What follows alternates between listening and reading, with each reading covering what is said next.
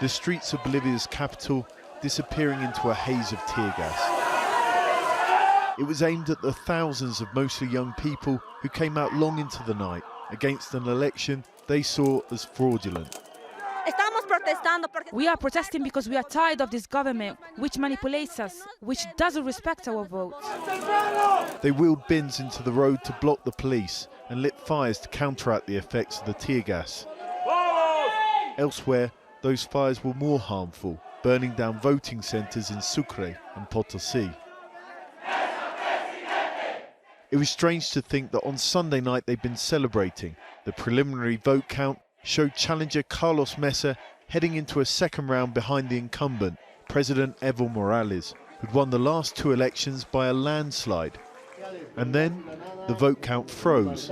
When it came back 24 hours later, Evo Morales was far ahead and suddenly on the brink of a first-round victory. It wasn't just these protesters who questioned that. So did the Organization of American States, officially observing these elections. The Electoral Court presented data with an inexplicable change in trend which drastically modified the end result of the election and generates a loss of trust in the electoral process.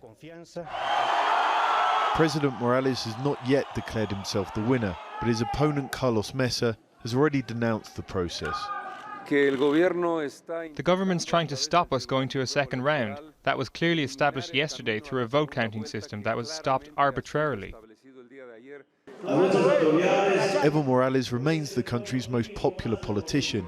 He's grown the economy and dramatically cut poverty. But in recent years, he's lost some of his overwhelming support, partly through what many have seen as a gradual erosion of democracy.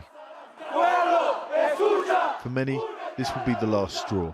It's mostly young people that have been protesting here into the night. Basically, they say that what's happened in this election is a fraud and that they don't accept it and that they want change.